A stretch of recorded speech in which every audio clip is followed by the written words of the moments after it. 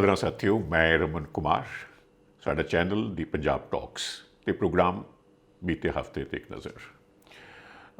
चार पांच खबरां ਹਨ प्रमुख जिन्हां बारे चर्चा करनी है और तुसीं जाणदे हो अनेक हफ्तिਆਂ ਤੋਂ काफ़ी दिनों तो ਅੰਮ੍ਰਿਤਪਾਲ ਸਿੰਘ ਨੂੰ ਲੈ ਕੇ ਸੁਰਖੀਆਂ जो ने ਉਹ ਬਣੀਆਂ ਰਹਿੰਦੀਆਂ ਨੇ ਕਿਸੇ ਨਾ ਕਿਸੇ ਤਰੀਕੇ ਦੇ ਨਾਲ। ਜੇ ਅਸੀਂ ਅਖਬਾਰਾਂ ਦੀ ਗੱਲ ਕਰੀਏ ਤਾਂ ਇਹ ਖਬਰ ਜੋ ਹੈ ਇਹ ਪਹਿਲੇ ਸਫ਼ੇ ਤੇ ਵੇਖਣ ਨੂੰ ਮਿਲ ਜਾਂਦੀ ਹੈ, नहीं ਤਾਂ अगले ਸਫ਼ਿਆਂ ਤੇ उन्ना ही तरजीही आधार पर उन्ना ही प्रोमिनेंटली। तो ਅੰਮ੍ਰਿਤਪਾਲ ਸਿੰਘ ਹੋਰਾਂ ਦਾ ਜੇ ਤਾज़ा खबर का इस हफ्ते का जिक्र करिए तो एक वीडियो सामने आया है और अजे एक दो दिन होर गुजरते हैं तो एक वीडियो होर सामने आता है। पहलों ऑडियो टेप एक आवाज़ है, फिर एक होर वीडियो है सेकंड। तो उस खबर के नाल ਅੰਮ੍ਰਿਤਪਾਲ ਦੇ ਨਾਲ संबंधित जो अलग अलग खबरों के पहलू हैं उस बारे विचार करांगे। ਭਾਰਤੀ ਜਨਤਾ ਪਾਰਟੀ ਕਾफ़ी ਸਰਗਰਮ है जी ਜਲੰਧਰ ਦੇ ਵਿੱਚ, क्योंकि ਜਲੰਧਰ ਦੇ ਵਿੱਚ ਲੋਕ ਸਭਾ ਦੀ ਜ਼ਿਮਨੀ ਚੋਣ ਹੋਣੀ ਹੈ। ਕਾਂਗਰਸ ਪਹਿਲੋਂ ਹੀ ਸਰਗਰਮ ਹੋ ਕੇ ਆਪਣੇ ਉਮੀਦਵਾਰ ਦਾ ਐਲਾਨ ਕਰ ਚੁੱਕੀ ਸੀ। ਜਿਹੜੀ ਇੱਕ ਖਬਰ ਹੋਰ ਹੈ ਉਹ ਇਹ ਹੈ ਕਿ ਬਈ ਮਾਰਚ ਮਹੀਨੇ ਦੇ ਵਿੱਚ, ਹੁਣ ਤਾਂ ਅਪ੍ਰੈਲ ਪਹਿਲੀ ਹੈ, ਮਾਰਚ ਮਹੀਨੇ ਦੇ ਵਿੱਚ ਮੌਸਮ ਨੇ ਅਜੀਬ ਤਰ੍ਹਾਂ ਦੀ ਕਰਵਟ ਲਈ ਹੈ, ਜਿਸ ਕਾਰਨ ਖਾਸ ਤੌਰ 'ਤੇ ਕਿਸਾਨਾਂ ਦੇ ਵਾਸਤੇ ਮੁਸ਼ਕਲਾਤ ਜਿਹੜੀਆਂ ਨੇ ਬਹੁਤ ਵਧੀਆਂ ਨੇ। तो जिक्र करांगे नाल नवजोत सिंह सिद्धू की रिहाई का। शुरुआत करते हैं जी ਅੰਮ੍ਰਿਤਪਾਲ ਸਿੰਘ ਹੋਰਾਂ की खबर ਨੂੰ लैके। ਅੰਮ੍ਰਿਤਪਾਲ ਸਿੰਘ ਹੋਰਾਂ ਨੂੰ पुलिस तलाश रही है। 18 मार्च ਨੂੰ उसनू गिरफ्तार करने की कोशिश की गई, लेकिन जिहड़ा है उसके साथी तो हाथ लग गए पुलिस के। ਅੰਮ੍ਰਿਤਪਾਲ ਸਿੰਘ ਉੱਥੋਂ ਨਿਕਲਣ ਦੇ ਵਿੱਚ ਕਾਮਯਾਬ ਹੋ ਗਿਆ। ਉਸ ਤੋਂ ਬਾਅਦ ਅਨੇਕ ਖਬਰਾਂ ਆਉਂਦੀਆਂ ਚਲੀਆਂ ਗਈਆਂ। ਹਜ਼ਾਰਾਂ ਦੀ ਗਿਣਤੀ ਦੇ ਵਿੱਚ ਪੁਲਿਸ ਉਸ ਨੂੰ ਥਾਂ ਥਾਂ ਲੱਭਣ 'ਤੇ ਲੱਗੀ ਹੋਈ ਹੈ, ਉਸ ਦੀ ਭਾਲ ਕੀਤੀ ਜਾ ਰਹੀ ਹੈ। ਕਦੀ ਖਬਰ ਇਹ ਆ ਗਈ ਕਿ ਹਰਿਆਣਾ ਦੇ ਵਿੱਚ ਸ਼ਾਹਬਾਦ ਦੇ ਕਿਸੇ ਢਾਬੇ 'ਤੇ ਵੇਖਿਆ ਗਿਆ, ਕਦੀ ਮੱਧ ਪ੍ਰਦੇਸ਼ ਤੋਂ ਇੰਦੌਰ ਤੋਂ ਖਬਰ ਆ ਗਈ। ਫਿਰ ਕੁਛ ਇੱਕ ਦਿਨ ਪਹਿਲਾਂ ਇੱਥੇ ਸੀ ਕਿ ਉਹ ਇਨੋਵਾ ਦੇ ਵਿੱਚ ਬੈਠ ਕੇ ਹੁਸ਼ਿਆਰਪੁਰ ਪਹੁੰਚਿਆ ਹੈ। ਉੱਥੇ ਇਨੋਵਾ ਮਿਲ ਗਈ, ਪਿੰਡ ਵਿੱਚ ਤਲਾਸ਼ੀ ਹੋਈ, ਅੰਮ੍ਰਿਤਪਾਲ ਸਿੰਘ ਫਿਰ ਪੁਲਿਸ ਦੇ ਹੱਥ ਨਹੀਂ ਲੱਗਿਆ।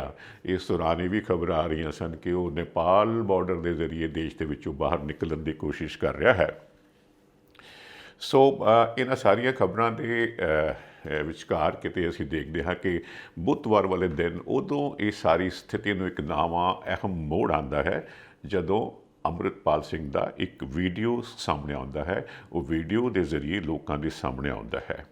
ਇਸ ਦੇ ਨਾਲ ਇੱਕ ਹੱਦ ਤੱਕ ਇਹਨਾਂ ਕਿਆਸ ਰਾਈਆਂ ਨੂੰ ਠੱਲ ਪੈਂਦੀ ਹੈ ਕਿ ਕਿਤੇ ਪਹਿਲੇ ਦਿਨ ਤੋਂ ਹੀ ਅੰਮ੍ਰਿਤਪਾਲ ਸਿੰਘ ਪੁਲਿਸ ਦੀ ਹਿਰਾਸਤ ਵਿੱਚ ਤਾਂ ਨਹੀਂ ਹੈ, ਜਿਸ ਬਾਰੇ ਪੁਲਿਸ ਬਿਆਨ ਨਹੀਂ ਕਰ ਰਹੀ ਹੈ। ਸ਼ਾਇਦ ਕਿਸੇ ਮੌਕੇ 'ਤੇ ਆਉਣ 'ਤੇ ਬਿਆਨ ਕਰੇਗੀ। ਇਸ ਵੀਡੀਓ ਨੂੰ ਲੈ ਕੇ ਵੀ ਹਲਕੇ ਹਲਕੇ ਲੋਕ ਖਦਸ਼ੇ ਜਿਹੜੇ ਸੀ ਉਹ ਵਿੱਚ ਪ੍ਰਗਟਾ ਰਹੇ ਸਨ। ਖੈਰ, ਇਸ ਵੀਡੀਓ ਦੇ ਵਿੱਚ ਸ਼ਾਇਦ ਤੁਸੀਂ ਵੀ ਦੇਖ ਲਈ ਹੋਏ, ਹੁਣ ਤੱਕ ਸੋਸ਼ਲ ਮੀਡੀਆ 'ਤੇ ਵੱਖ-ਵੱਖ ਪਲੇਟਫਾਰਮ 'ਤੇ ਦੇਖੀ ਜਾ ਸਕਦੀ ਹੈ। ਉਹ ਜੋ ਉਸ ਦਾ ਅਸਲੀ ਰੂਪ ਹੈ, ਜੋ ਉਸ ਦੀ ਅਸਲੀ ਗੱਲ ਹੈ, ਜਿਵੇਂ ਕਿ ਬੀਤੇ 6 ਮਹੀਨੇ ਤੋਂ ਉਸ ਨੂੰ ਵੇਖਿਆ ਜਾ ਰਿਹਾ ਸੀ। ਇਹਦੇ ਵਿੱਚ ਸੁੰਗੜਿਆ ਜਿਹਾ ਲੱਗਦਾ ਹੈ, ਪਤਲਾ ਹੋਇਆ ਲੱਗਦਾ ਹੈ, ਔਰ ਉਹ ਉਸ ਤਰ੍ਹਾਂ ਦਾ जिस अणख के नाल, जिस विश्वास के नाल वो अक्सर अपनी गल का इजहार करता सी, प्रगट होंदा सी, वो गल्लां जिहड़ियां ने वो नज़र नहीं आंदियां। खैर, एक करीब 5-5.5 मिनट का वीडियो है। इस दे विच वो कुछ गल्लां बयान करता है, मैं तुहाडे नाल शेयर कर लेना। वो आखदा है कि मैं बिल्कुल ठीक ठाक हाँ, मैं चढ़दी कला दे विच हाँ, वाहिगुरू दा बड़ा शुक्र है। और वो आख रहा है कि पुलिस दा मनशा मैनू गिरफ्तार करन दा है ही नहीं सी। पुलिस दियां अपनियां कारस्तानियां ने, कहानियां ने। जेकर उसने मैनू गिरफ्तार करना होंदा तो मैनू मेरे घरों आके गिरफ्तार कर सकती सी, और हज़ारां पुलिस वाले नू लगा के मेरी घेराबंदी करके मैनू गिरफ्तार करन दा नाटक रचिया गया। और उन्होंने आख्या कि ये सिख कौम लई एक बड़ी, वो आख रहा है, सिख कौम लई बड़ी वंगार की घड़ी है। उसके साथियों को फड़ लिया गया है, उन्होंने उपर सख्त कानून लगाया गया है, नैशनल सिक्योरिटी एक्ट की वरतों की गई है। उन्होंने फड़ के आसाम दी जेलों के तक दिता गया है, बंद कर दिता गया है। और इस वीडियो के विच खास तौर पर जिहड़ी अहम गल ये है कि ਉਹ ਜਥੇਦਾਰ ਅਕਾਲ ਤਖਤ ਹੋਰਾਂ ਨੂੰ ਸੰਬੋਧਨ ਹੋ ਰਿਹਾ ਹੈ। ਅਕਾਲ ਤਖਤ ਦੇ ਜਥੇਦਾਰ ਗਿਆਨੀ ਹਰਪ੍ਰੀਤ ਸਿੰਘ ਹੋਰਾਂ ਨੂੰ ਸੰਬੋਧਨ ਹੋ ਰਿਹਾ ਹੈ ਔਰ ਉਹ ਆਖ ਰਿਹਾ ਹੈ ਕਿ ਸਿੱਖ ਕੌਮ ਨੂੰ ਦਰਪੇਸ਼ ਵੱਡੀਆਂ ਵੰਗਾਰਾਂ ਦੇ ਮੱਦੇਨਜ਼ਰ ਜਥੇਦਾਰ ਅਕਾਲ ਤਖਤ ਨੂੰ ਸਰਬੱਤ ਖਾਲਸਾ ਬੁਲਾਉਣਾ ਚਾਹੀਦਾ ਹੈ। ਔਰ ਅਸੀਂ ਇਹ ਗੱਲ ਇਹ ਵੀ ਦੇਖੀ ਹੈ ਕਿ ਬੀਤੇ ਸਮਿਆਂ ਦੇ ਵਿੱਚ, ਬੀਤੇ ਮਹੀਨਿਆਂ ਦੇ ਵਿੱਚ ਉਸ ਨੇ ਅਕਾਲ ਤਖਤ ਸਾਹਿਬ ਦੀ ਜੋ ਸਰਬਉੱਚਤਾ ਹੈ ਉਸ ਦੇ ਅੱਗੇ ਝੁਕਿਆ ਹੋਵੇ ਜਾਂ ਉਸ ਨੂੰ ਸਲਾਮ ਕੀਤਾ ਹੋਵੇ ਖੁੱਲ੍ਹ ਕੇ, ਅਜਿਹਾ ਪਹਿਲੋਂ ਵੇਖਣ ਨੂੰ ਨਹੀਂ ਮਿਲਿਆ ਹੈ। ਇਸ ਮੁਕਾਮ 'ਤੇ ਉਹ ਜਿਹੜੀ ਸਰਬਉੱਚਤਾ ਹੈ ਸ਼੍ਰੀ ਅਕਾਲ ਤਖਤ ਸਾਹਿਬ ਦੀ, ਉਸ ਨੂੰ ਉਹ ਜਿਵੇਂ ਪ੍ਰਵਾਨ ਕਰ ਰਿਹਾ ਹੈ ਔਰ ਇਹ ਜ਼ਿੰਮੇਵਾਰੀ ਜਿਹੜੀ ਹੈ ਉਹ ਲਗਾ ਰਿਹਾ ਹੈ ਜਥੇਦਾਰ ਸਾਹਿਬ 'ਤੇ ਕਿ ਉਹਨਾਂ ਨੂੰ ਸਰਬੱਤ ਖਾਲਸਾ ਬੁਲਾਉਣਾ ਚਾਹੀਦਾ ਹੈ। ਔਰ ਇਹ ਸਰਬੱਤ ਖਾਲਸਾ 13 ਅਪ੍ਰੈਲ ਵਿਸਾਖੀ ਵਾਲੇ ਦਿਨ ਮਨਾਉਣਾ ਚਾਹੀਦਾ ਹੈ। ਔਰ ਫਿਰ ਉਹ ਦੇਸ਼ ਵਿਦੇਸ਼ ਦੀਆਂ ਸੰਗਤਾਂ ਨੂੰ ਅਪੀਲ ਕਰ ਰਿਹਾ ਹੈ ਕਿ ਉਹ ਇਸ ਸਰਬੱਤ ਖਾਲਸਾ ਦੇ ਵਿੱਚ ਆਪਣੀ ਹਾਜ਼ਰੀ ਭਰਨ ਤਾਂ ਕਿ ਜੋ ਸਿੱਖ ਕੌਮ ਨੂੰ ਦਰਪੇਸ਼ ਮੁੱਦੇ ਹਨ ਉਹਨਾਂ 'ਤੇ ਵਿਚਾਰ ਕੀਤਾ ਜਾ ਸਕੇ। ਤੋ ਇਸ ਦੌਰਾਨ ਤਾਜ਼ਾ ਬਿਆਨ ਵੀ ਅਸੀਂ ਦੇਖ ਰਹੇ ਹਾਂ, ਇੱਕ ਦਿਨ ਪਹਿਲੋਂ ਵੀ ਆ ਰਿਹਾ ਹੈ ਕਿ ਬਈ ਇਹ ਕਿਸੇ ਹੋਰ ਨੇ ਤੈਅ ਨਹੀਂ ਕਰਨਾ ਹੁੰਦਾ ਕਿ ਸਰਬੱਤ ਖਾਲਸਾ ਬੁਲਾਇਆ ਜਾਵੇਗਾ। ਇਹ ਜਿਹੜਾ ਹੈ ਇਹ ਜਥੇਦਾਰ ਸਾਹਿਬ ਨੇ ਹੀ ਖੁਦ ਫੈਸਲਾ ਕਰਨਾ ਹੁੰਦਾ ਹੈ ਕਿ ਕੀ ਸੱਚੀ ਇਹ ਇੱਕ ਅਜਿਹਾ ਮਕਾਮ ਹੈ ਇਤਿਹਾਸ ਦੇ ਵਿੱਚ ਕਿ ਜਿੱਥੇ ਸਰਬੱਤ ਖਾਲਸਾ ਦੀ ਜ਼ਰੂਰਤ ਹੈ, ਕਿਉਂਕਿ ਬਹੁਤ ਖਾਸ ਮੌਕਿਆਂ 'ਤੇ ਸ਼੍ਰੀ ਅਕਾਲ ਤਖਤ ਸਾਹਿਬ 'ਤੇ ਸਰਬੱਤ ਖਾਲਸਾ ਬੁਲਾਇਆ ਜਾਂਦਾ ਹੈ। ਔਰ ਆਖਰੀ ਵਾਰ 1984 ਦੇ ਕਾਲੇ ਸਮਿਆਂ ਤੋਂ ਬਾਅਦ 26 ਜਨਵਰੀ 1986 ਨੂੰ, ਜੇ ਮੈਂ ਠੀਕ ਯਾਦ ਕਰ ਰਿਹਾ ਤਾਂ ਸਰਬੱਤ ਖਾਲਸਾ ਜੋ ਹੈ ਉਹ ਬੁਲਾਇਆ ਗਿਆ ਸੀ। ਇਸ ਦੌਰਾਨ ਜਥੇਦਾਰ ਸਾਹਿਬ ਵੀ ਜਿਹੜੇ ਹਨ ਉਹ ਥੋੜ੍ਹੇ ਐਕਟਿਵ ਹੋ ਰਹੇ ਹਨ। ਉਹ ਜਿਹੜਾ ਹੈ ਉਹ ਬਿਆਨ ਜਾਰੀ ਕਰਦੇ ਹਨ ਕਿ ਬਈ ਸਰਕਾਰ ਜਿਹੜੀ ਹੈ ਉਹ ਸਿੱਖ ਨੌਜਵਾਨਾਂ ਦੇ ਨਾਲ ਨਾਜਾਇਜ਼ ਕਰ ਰਹੀ ਹੈ, ਉਹਨਾਂ ਨੂੰ ਨਾਜਾਇਜ਼ ਤੰਗ ਪਰੇਸ਼ਾਨ ਕੀਤਾ ਜਾ ਰਿਹਾ ਹੈ ਔਰ ਉਹਨਾਂ ਨੂੰ ਜੇਲ੍ਹਾਂ ਦੇ ਵਿੱਚ ਧੱਕਿਆ ਜਾ ਰਿਹਾ ਹੈ।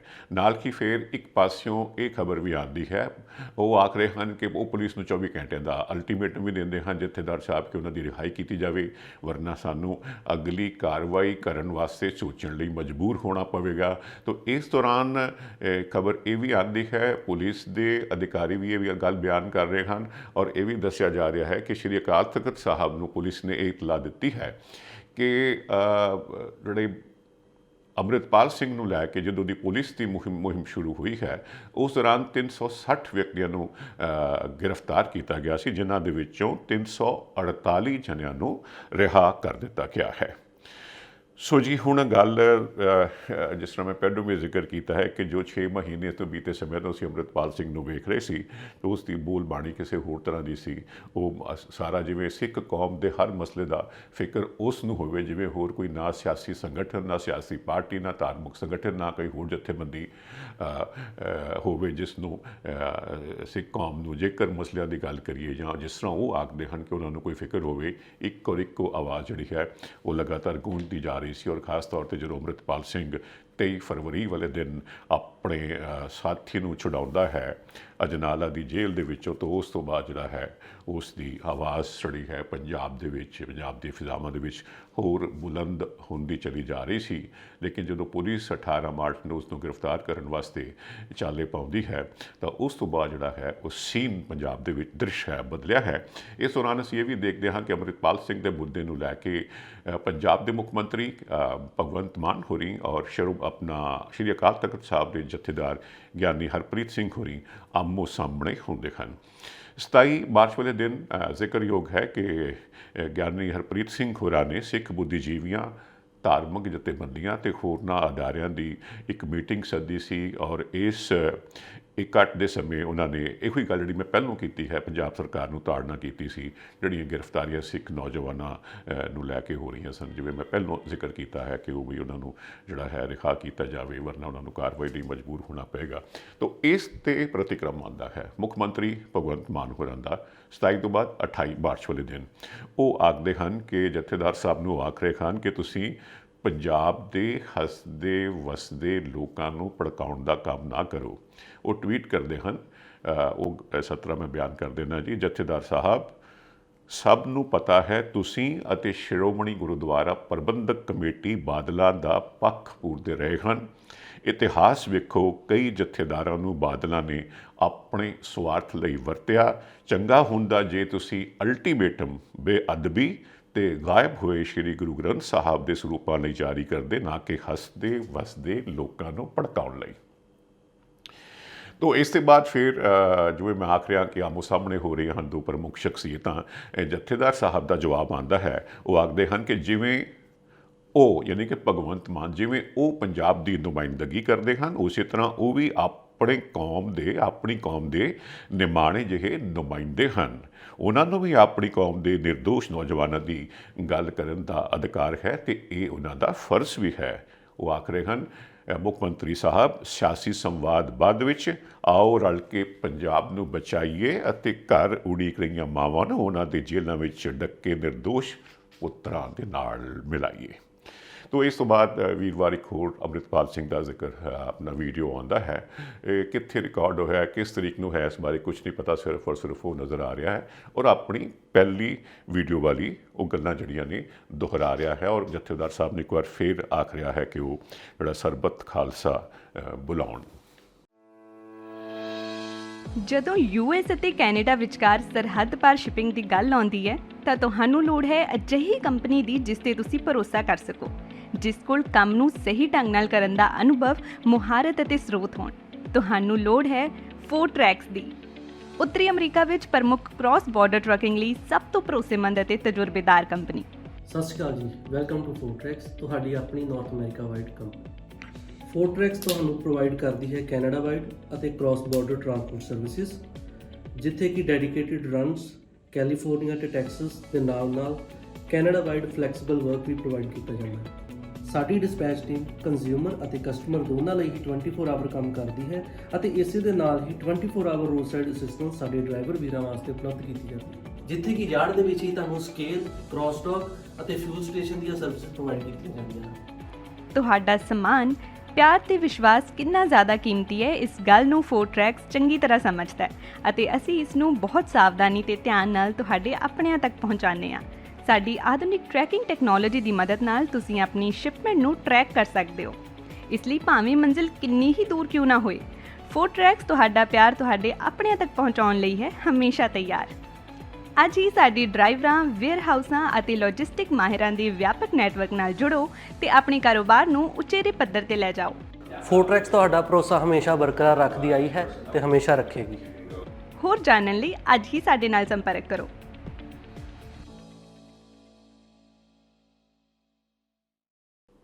ਹੁਣ ਸਾਥੀਓ ਗੱਲ ਕਰਾਂਗੇ ਜਲੰਧਰ ਲੋਕ ਸਭਾ ਹਲਕੇ ਦੀ ਜੋ ਜ਼ਿਮਨੀ ਚੋਣ ਹੋਣ ਜਾ ਰਹੀ ਹੈ। ਇਸ ਬੀਤੇ ਹਫ਼ਤੇ ਦੇ ਦੌਰਾਨ ਭਾਰਤੀ ਜਨਤਾ ਪਾਰਟੀ ਕਾਫੀ ਸਰਗਰਮ ਵੇਖਣ ਨੂੰ ਮਿਲੀ। ਸਰਗਰਮੀਆਂ ਤੇ ਕਾਂਗਰਸ ਨੇ ਵੀ ਆਪਣੀਆਂ ਪਹਿਲੋਂ ਵਧਾ ਚੁੱਕੀਆਂ ਹੋਈਆਂ ਨੇ। ਜ਼ਿਕਰ ਇਹ ਹੈ ਕਿ ਜਦੋਂ ਬੀਤੇ ਸਮੇਂ ਦੇ ਵਿੱਚ ਰਾਹੁਲ ਗਾਂਧੀ ਜਿਹੜੇ ਕਾਂਗਰਸ ਦੇ ਆਗੂ ਹਨ, ਉਹਨਾਂ ਨੇ ਦੇਸ਼ ਦੇ ਵਿੱਚ ਇੱਕ ਵੱਡੀ ਯਾਤਰਾ ਕੀਤੀ ਸੀ। ਕੰਨਿਆ ਕੁਮਾਰੀ ਤੋਂ ਲੈ ਕੇ ਕਸ਼ਮੀਰ ਤੱਕ ਭਾਰਤ ਜੋੜੋ ਮੁਹਿੰਮ ਚਲਾਈ ਸੀ, ਯਾਤਰਾ ਕੀਤੀ ਸੀ। ਤਾਂ ਇਸ ਦੌਰਾਨ ਦੇਸ਼ ਦੇ ਅਲੱਗ-ਅਲੱਗ ਪ੍ਰਾਂਤਾਂ ਦੇ ਵਿੱਚੋਂ, ਅਲੱਗ-ਅਲੱਗ ਸ਼ਹਿਰਾਂ ਦੇ ਵਿੱਚੋਂ ਗੁਜ਼ਰੇ ਸਨ।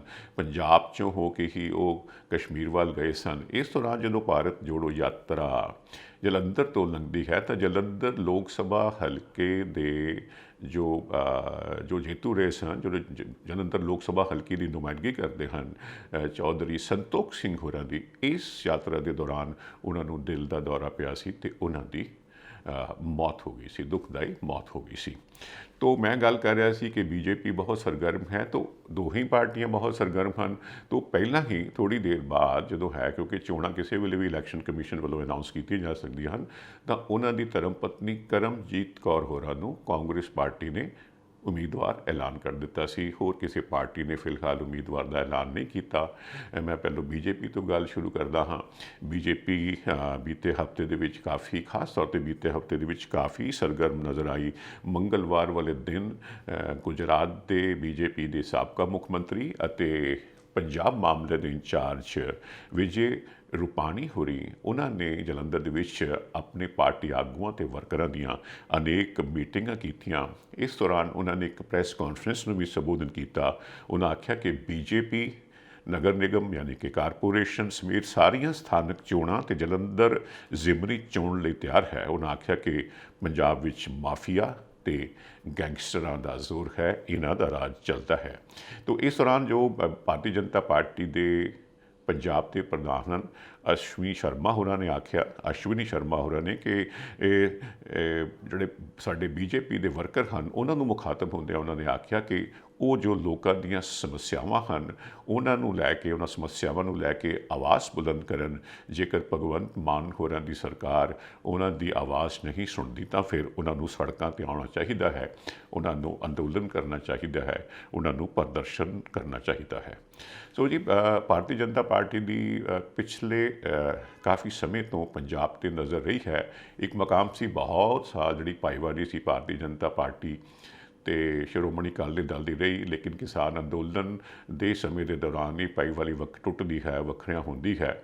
ਤੋ ਉਸ ਤੋਂ ਪਹਿਲੋਂ ਵੀ ਕਿਤੇ ਚਰਚੇ ਚੱਲ ਰਹੇ ਸਨ ਕਿ ਬੀਜੇਪੀ ਇਹ ਸੋਚ ਰਹੀ ਹੈ ਕਿ ਕਿਵੇਂ ਉਹ ਸ਼੍ਰੋਮਣੀ ਅਕਾਲੀ ਦਲ ਤੋਂ ਵੱਖ ਹੋ ਕੇ ਆਪਣਾ ਪਾਸਾਰ ਕਰੇ ਸਮੁੱਚੇ ਪੰਜਾਬ ਦੇ ਵਿੱਚ ਜੋ ਹੈ, ਕਿਉਂਕਿ ਅਦਰਵਾਈਜ਼ ਉਹਨਾਂ ਦੇ ਕੋਲ ਜੇ ਉਹ ਆਪਸ 'ਚ ਰਲ ਕੇ ਚੱਲਦੇ ਸਨ ਤਾਂ ਬਹੁਤਾਂ ਕਿਤੇ 2/3 ਤੋਂ ਵੀ ਕਿਤੇ ਜ਼ਿਆਦਾ 3/4 ਤੋਂ ਜ਼ਿਆਦਾ ਸੀਟਾਂ ਕਿਤੇ ਜਿਹੜੀਆਂ ਨੇ ਉਹ ਆਪਣੀਆਂ ਸ਼੍ਰੋਮਣੀ ਅਕਾਲੀ ਦਲ ਕੋਲ ਰਹਿੰਦੀਆਂ ਸਨ। ਤੋ ਉਹ ਪਾਰਟੀ ਦਾ ਆਧਾਰ ਇਸ ਦਾ ਪਾਸਾਰ ਕਰਨ ਵਾਸਤੇ, ਇਸ ਨੂੰ ਵੱਡਾ ਕਰਨ ਵਾਸਤੇ ਬੀਤੇ ਸਮੇਂ ਜਿਵੇਂ ਜ਼ਿਕਰ ਕੀਤਾ ਬਹੁਤ ਵੱਡੇ ਪੱਧਰ 'ਤੇ ਕੋਸ਼ਿਸ਼ਾਂ ਹੋਈਆਂ ਹਨ। ਤੁਸੀਂ ਜਾਣਦੇ ਹੋਵੋਗੇ ਕਿ ਇੱਥੋਂ ਤੱਕ ਕਿ ਜਦੋਂ ਸੱਤਾ ਖੁੱਸਦੀ ਹੈ ਕੈਪਟਨ ਅਮਰਿੰਦਰ ਸਿੰਘ ਹੋਰਾਂ ਕੋਲੋਂ, ਉਸ ਤੋਂ ਪਹਿਲਾਂ ਇਹ ਜ਼ਿਕਰ ਹੋਣ ਲੱਗ ਪਏ ਸਨ ਸ਼ਾਇਦ ਕੈਪਟਨ ਸਾਹਿਬ ਕਾਂਗਰਸ ਨੂੰ ਛੱਡ ਕੇ ਬੀਜੇਪੀ ਦੇ ਵਿੱਚ ਚਲੇ ਜਾਣ। ਉਹ ਫਿਰ ਬੀਜੇਪੀ ਦੇ ਵਿੱਚ ਰਸਮੀ ਤੌਰ 'ਤੇ ਭਾਰਤੀ ਜਨਤਾ ਪਾਰਟੀ ਵਿੱਚ ਸ਼ਾਮਲ ਹੋ ਗਏ। ਇਸ ਤੋਂ ਬਾਅਦ ਫਿਰ ਬਹੁਤ ਛੇਤੀ ਹੋਰ ਬੜੇ ਵੱਡੇ ਆਗੂਆਂ ਦੇ ਬੀਜੇਪੀ ਜੁਆਇਨ ਕਰਨ ਦੇ ਐਲਾਨ ਹੋਏ। ਕਾਂਗਰਸ ਦੇ ਕਈ ਨੇਤਾ, ਵੱਡੇ ਨੇਤਾ, ਉਹਨਾਂ ਨੇ ਭਾਰਤੀ ਜਨਤਾ ਪਾਰਟੀ ਦੇ ਵਿੱਚ ਸ਼ਾਮਲ ਹੋਣਾ ਮੁਨਾਸਬ ਸਮਝਿਆ। ਰਾਣਾ ਗੁਰਜੀਤ ਸੋਢੀ ਔਰ ਸੀਨੀਅਰ ਅੰਮ੍ਰਿਤਸਰ ਤੋਂ ਆਗੂ ਰਾਜਕੁਮਾਰ ਵੇਰਕਾ, ਪੰਜਾਬ ਕਾਂਗਰਸ ਦੇ ਪ੍ਰਧਾਨ ਰਹੇ ਸੁਨੀਲ ਜਾਖੜ ਔਰ ਹੋਰ ਅਨੇਕ ਨੇਤਾ ਉਹ ਭਾਰਤੀ ਜਨਤਾ ਪਾਰਟੀ ਦੇ ਵਿੱਚ ਸ਼ਾਮਲ ਹੁੰਦੇ ਚਲੇ ਗਏ। ਇਸੇ ਤਰ੍ਹਾਂ ਹੀ ਦਿੱਲੀ ਦੇ ਵਿੱਚ ਦਿੱਲੀ ਸਿੱਖ ਗੁਰਦੁਆਰਾ ਪ੍ਰਬੰਧਕ ਕਮੇਟੀ ਦੇ ਪ੍ਰਧਾਨ ਰਹੇ ਮਨਜਿੰਦਰ ਸਿੰਘ ਸਿਰਸਾ ਹੋਰਾਂ ਨੇ ਵੀ ਭਾਰਤੀ ਜਨਤਾ ਪਾਰਟੀ ਦੇ ਵਿੱਚ ਸ਼ਮੂਲੀਅਤ ਕੀਤੀ। ਤੋ ਸਰਗਰਮੀਆਂ ਹਨ ਜਿਵੇਂ ਮੈਂ ਜ਼ਿਕਰ ਕੀਤਾ ਹੈ। ਤੋ ਇਸ ਸਾਰੇ ਹਾਲਾਤ ਦੇ ਦੌਰਾਨ ਜੋ ਹੈ ਜੋ ਵੀ ਸੀ ਐਲਾਨ ਹੋਣਾ ਵੀ ਸੀ। ਰਸਮੀ ਤੌਰ 'ਤੇ ਬੁੱਧਵਾਰ ਵਾਲੇ ਦਿਨ ਭਾਰਤੀ ਚੋਣ commission, election commission of India ਐਲਾਨ ਕਰਦਾ ਹੈ ਕਿ 10 ਮਈ ਵਾਲੇ ਦਿਨ ਚੋਣਾਂ ਹੋਣਗੀਆਂ। ਇੱਕ ਤਾਂ ਪ੍ਰਾਂਤਕ ਚੋਣਾਂ ਹੋਣੀਆਂ ਹਨ, 3 ਪ੍ਰਾਂਤਾਂ ਦੇ ਵਿੱਚ ਇਸ ਵੇਲੇ ਚੋਣਾਂ ਹੋ ਕੇ ਹਟੀਆਂ ਹਨ। ਬੀਜੇਪੀ ਦੀ ਬੜੀ ਖੂਬਸੂਰਤ ਕਾਰਗੁਜ਼ਾਰੀ ਰਹੀ ਹੈ। ਤੋ ਕਰਨਾਟਕ ਦੇ ਵਿੱਚ ਵੀ ਉਹ ਸਰਕਾਰ ਚਲਾ ਰਹੇ ਨੇ। ਤੋ ਕਰਨਾਟਕ ਦੇ ਵਿੱਚ 10 ਮਈ ਨੂੰ ਚੋਣਾਂ ਦਾ ਐਲਾਨ ਹੋਇਆ। ਹੋਰ ਜ਼ਿਮਨੀ ਚੋਣਾਂ ਹੋਣੀਆਂ ਹਨ, ਹੋਰ 4 ਜ਼ਿਮਨੀ ਚੋਣਾਂ ਹੋਰ ਥਾਈਵੀਂ ਹੋਣੀਆਂ ਹਨ। ਇਹਦੇ ਵਿੱਚੋਂ ਇੱਕ ਸੀਟ ਜਿਹੜੀ ਹੈ ਜਿਸ ਬਾਬਤ ਅਸੀਂ ਜ਼ਿਕਰ ਕਰ ਰਹੇ ਹਾਂ ਉਹ ਜਲੰਧਰ ਲੋਕ ਸਭਾ ਹਲਕੇ ਦੀ ਹੈ। ਇੱਥੇ ਵੀ 10 ਮਈ ਨੂੰ ਚੋਣਾਂ ਦਾ ਰਸਮੀ ਐਲਾਨ ਹੋਇਆ ਹੈ। 20 ਅਪ੍ਰੈਲ ਤੱਕ ਜੋ ਹੈ ਉਮੀਦਵਾਰ ਆਪਣੇ ਨਾਂ ਦਾਖਲ ਕਰ ਸਕਦੇ ਹਨ। 21 ਅਪ੍ਰੈਲ ਨੂੰ ਇਹਨਾਂ ਕਾਗਜ਼ਾਂ ਦੀ ਪੜਤਾਲ ਹੋਵੇਗੀ। 24 ਅਪ੍ਰੈਲ ਤੱਕ ਉਮੀਦਵਾਰ ਜਿਹੜੇ ਆਪਣੇ ਨਾਂ ਵਾਪਸ ਲੈ ਸਕਦੇ ਹਨ। 10 ਨੂੰ ਵੋਟਾਂ ਪੈਣੀਆਂ ਹਨ ਔਰ 13 ਮਾਰਚ ਵਾਲੇ ਦਿਨ ਨਤੀਜੇ ਦਾ ਐਲਾਨ ਕਰ ਦਿੱਤਾ ਜਾਏਗਾ। ਜਿੱਥੇ ਕਰਨਾਟਕ ਦੇ ਵਿੱਚ ਚੋਣਾਂ ਹੋ ਰਹੀਆਂ ਹਨ, ਹੋਰਨਾਂ ਥਾਵਾਂ 'ਤੇ ਹੋ ਰਹੀਆਂ ਹਨ ਔਰ ਜਲੰਧਰ ਦੇ ਵਿੱਚ ਹੋ ਰਹੀ ਹੈ, ਉਹ ਸਾਰੀ ਥਾਵਾਂ 'ਤੇ ਨਤੀਜੇ ਦਾ ਐਲਾਨ 13 ਮਈ ਵਾਲੇ ਦਿਨ ਕੀਤਾ ਜਾਵੇਗਾ। ਤੋ ਇਸ ਦੌਰਾਨ ਜੀ ਸ਼ੁੱਕਰਵਾਰ ਵਾਲੇ ਦਿਨ, ਇੱਕ ਦਿਨ ਪਹਿਲਾਂ ਇੱਕ ਵੱਡਾ ਸਮਾਗਮ ਵੇਖਣ ਨੂੰ ਮਿਲਿਆ ਇੱਥੇ ਜਲੰਧਰ ਦੇ ਵਿੱਚ।